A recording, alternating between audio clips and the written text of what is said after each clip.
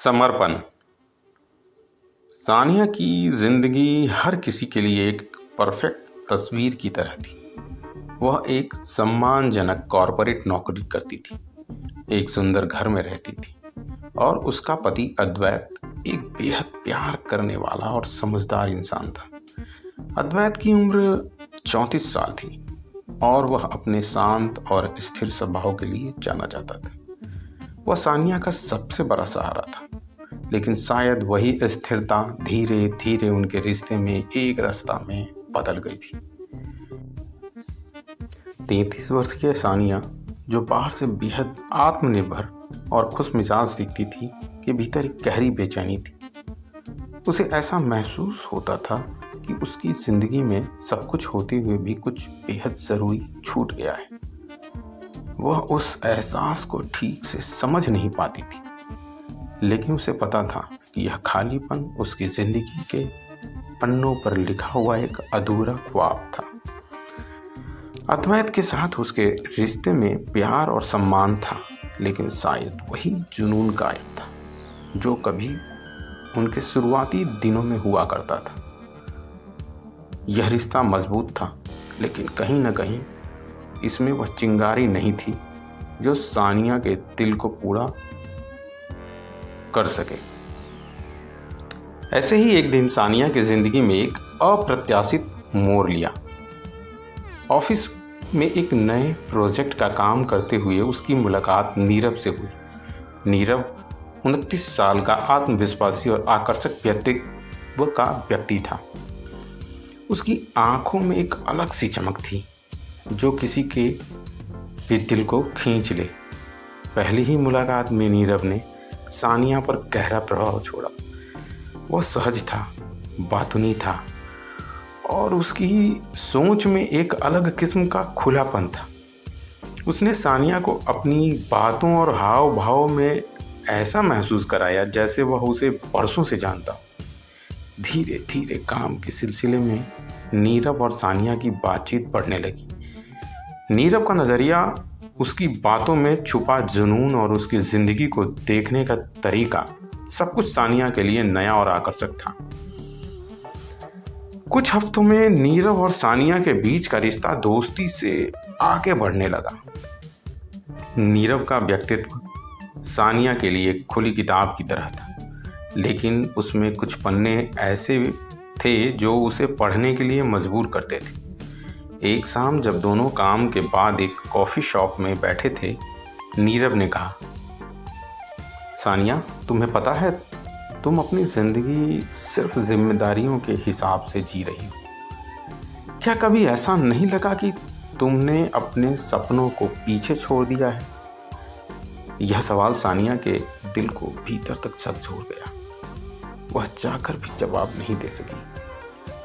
वह पहली बार अपनी जिंदगी के उस कोने में झांक रही थी जिसे वह सालों से अनदेखा कर रही थी। नीरव के साथ बिताए पल उसे यह एहसास दिला रहे थे कि शायद वह अब तक अपनी ज़िंदगी को पूरी तरह से नहीं जी पाई। कुछ दिनों बाद नीरव ने उसे एक पुराना डायरी का पन्ना थमाया। उस पर लिखा था, एक ऐसी यात्रा जो हमें हमारी पहचान तक ले जाए। रास्ते अनजान होंगे, पर शायद वही हमें खुद से जोड़ने का मौका मिलेगा। नीरव ने सानिया की आंखों में देखते हुए कहा, यह मेरा सपना है, लेकिन इसे अकेले पूरा करना नामुमकिन है। क्या तुम मेरे साथ इस सफ़र पर चलोगी? सानिया का दिल तेजी से धड़कने लगा। यह सिर्फ एक यात्रा का प्रस्ताव नहीं था, यह उसकी पूरी जिंदगी के बंधनों को तोड़ने और एक नई राह पर चलने का मौका था। उस रात सानिया ने अद्वैत को कुछ नहीं बताया। उसने सिर्फ कहा कि वह थोड़े दिन खुद के लिए समय चाहती है। अद्वैत ने उसे रोका नहीं। उसने बस इतना कहा, ठीक है, लेकिन खुद को समझने का मौका ज़रूर दो। सानिया और नीरव की यात्रा एक शांत और खूबसूरत पहाड़ी इलाके से शुरू हुई। झरनों की ठंडी हवा, घने जंगलों की ताजगी और पहाड़ों की ऊंचाई ने सानिया के भीतर की एक नई ऊर्जा भर दी। नीरव के साथ बिताया हर पल उसके लिए एक नया अनुभव था। वह झरनों के किनारे बैठकर घंटों बातें करते, तारों भरे आसमान में के नीचे सोते और पहाड़ों की ऊंचाई पर चढ़ने का रोमांच महसूस करते। नीरव का साथ सानिया के लिए मानो जिंदगी के एक नए अध्याय का आगाज था। एक दिन नीरव ने उसे पहाड़ की एक ऊंची चोटी पर चढ़ने का सुझाव दिया। जब चोटी पर पहुंचे तो नीरव ने उसकी ओर मुड़कर कहा, अगर मैं कहूं कि इस चोटी से कूद जाओ और मैं तुम्हें पकड़ लूंगा, क्या तुम मुझ पर भरोसा करोगी? सानिया इस सवाल पर ठिठक गई। यह सवाल सिर्फ प्रतीकात्मक नहीं था, बल्कि उसके दिल और दिमाग को झकझोर देने वाला था। कुछ पल की खामोशी के बाद उसने गहरी सांस ली और कहा, मैं तुम्हारे साथ उड़ने का सपना देख सकती हूँ, लेकिन असली जिंदगी में उड़ान भरने के लिए जमीन पर अपने पैर जमाना भी जरूरी है। नीरव मुस्कुरा दिया। उसने सानिया की बात सुनी और उसे गले से लगा लिया। यात्रा के आखिर में जब सानिया वापस घर लौटी तो अद्वैत दरवाजे पर खड़ा उसका इंतजार कर रहा था। उसकी आंख में कोई गुस्सा नहीं था, बस एक गहरी समझ और अपनापन झलक रहा था। उसने सानिया से कुछ नहीं पूछा, बस इतना कहा, मुझे उम्मीद है कि तुमने वह पाया जिसकी तुम्हें तलाश थी। सानिया का दिल भर आया। अद्वैत का यह निस्वार्थ भावना और उसका धैर्य उसे भी दिल तक छू गया। उसने महसूस किया कि असली खुशी और सुकून अद्वैत के साथ उसके रिश्ते में ही है।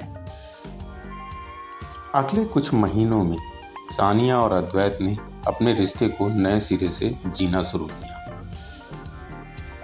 एक दूसरे के साथ ज़्यादा समय बिताना शुरू किया, अपनी पुरानी यादों को ताज़ा किया और अपने रिश्ते को नए रंग दिए। कुछ समय बाद सानिया की मुलाकात एक इवेंट में नीरव से हुई।